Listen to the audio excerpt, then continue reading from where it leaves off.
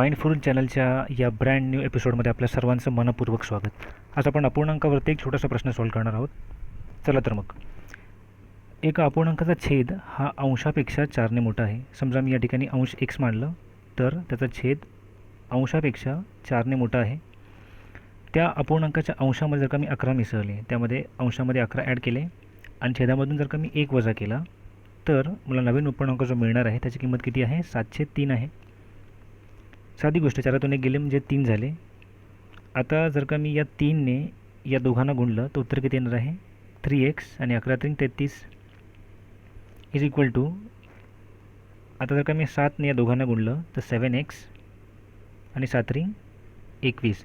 आता या 7x मधून जर का मी 3x वजा केले, किती येणार उत्तर इकडे? 4x. आणि या 33मधून जर का मी 21 वजा केले, उत्तर आलं 12. म्हणजे या ठिकाणी x किंमत किती आली? 3 आली. पण त्याने तुम्हाला काय विचारलं आहे? मूळचा अपूर्णांक किती? मूळचा अपूर्णांक काय होता? मूळचा अपूर्णांक होता x आणि x+4. x म्हणजे किती काढलं आपण? 3. 3 आणि 4 7. हे आलं आपलं उत्तर 3/7. पण समजा एखाद्या व्यक्तीला परीक्षेत जर का हा शॉर्टकट सुचलाच नाही तर त्याने काय करावं? फक्त आपल्या प्रसंगावधानावरती किंवा प्रेझेन्स ऑफ माइंडवरती तो हे गणित सोडू शकतो.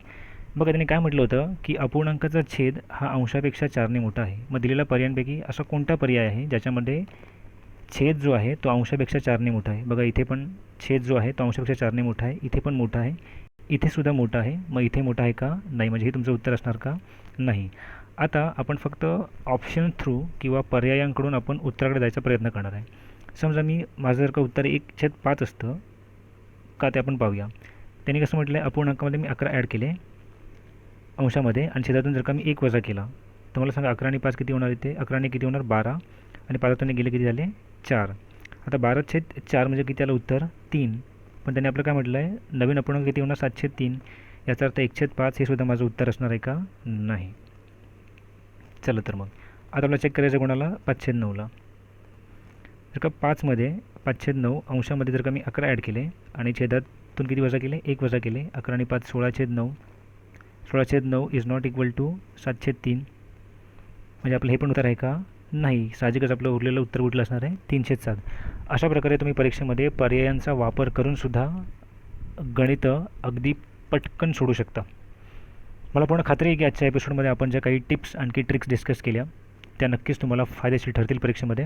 तर अशाच नवनवीन अफलातून आणि भन्नाट ट्रिक्ससाठी हक्काने चॅनलला सबस्क्राईब करा, लाईक करा आणि शेअर करा.